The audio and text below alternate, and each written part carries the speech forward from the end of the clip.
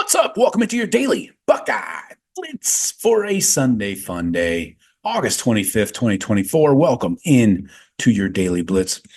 We're talking the rest of the depth chart on the defense today. Did offense yesterday.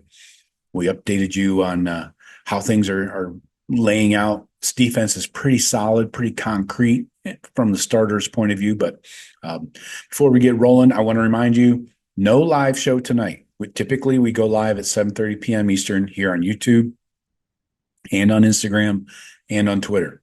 We've had to push it back to Monday. Jeff and Sean are out running around. Who knows? I heard Sean's in Vegas. Jeff's in Ohio. Who knows what could be going on? A lot of debauchery, I'm sure. Anyway, I'm just here dog sitting still. Yes. Still. Anyways, hey, please hit the BuckeyeCast.com. Check it out. Get yourself a shirt for the season. Kick it off right, with some new threads. And please like and subscribe on the videos, the podcasts, if you're listening there, however you might be hearing us. But again, I am so pumped that with this new platform, we can come to you guys on Twitter and Instagram, not just YouTube anymore. Soon, Facebook is coming.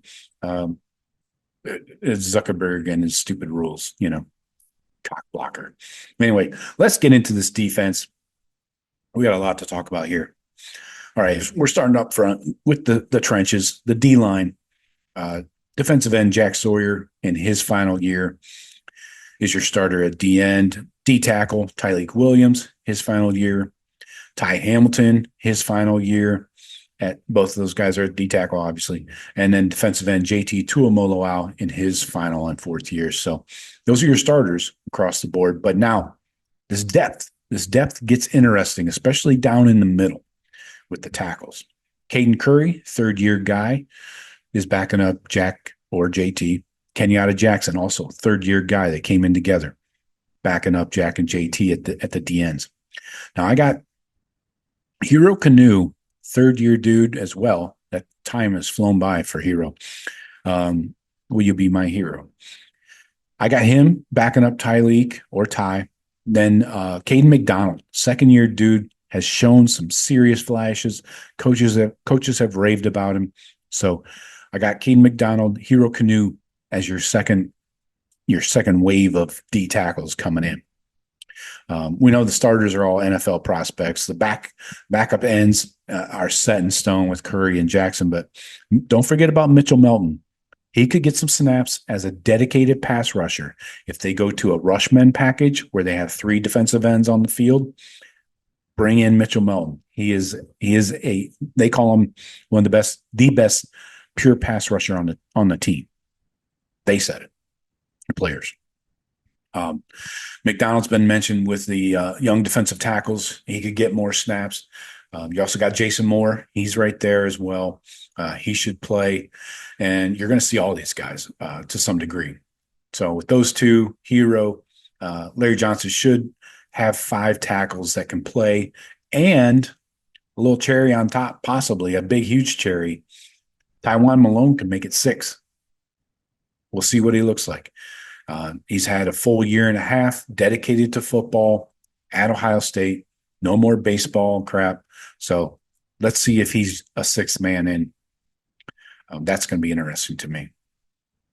Linebacker, we know the starters here. Cody Simon in his 5th year was a starter back in 2021.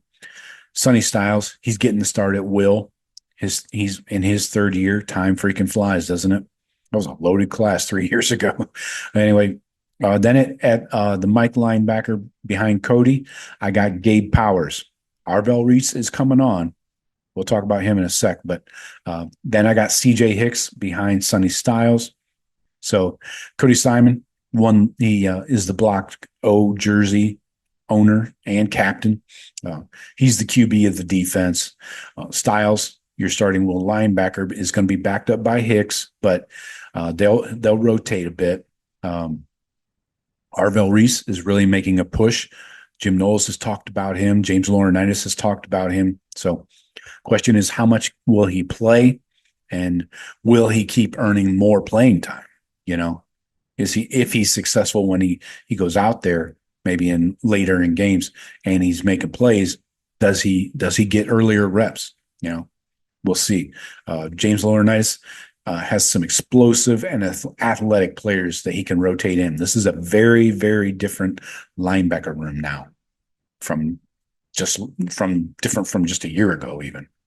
So next up, the corners. Let's talk about the corners on the outside. Denzel Burke, his final year. Davison Igbinosun, third year, could be his final year. Jordan Hancock, his final year. Those are your starters across the board. Hancock in the slot, obviously.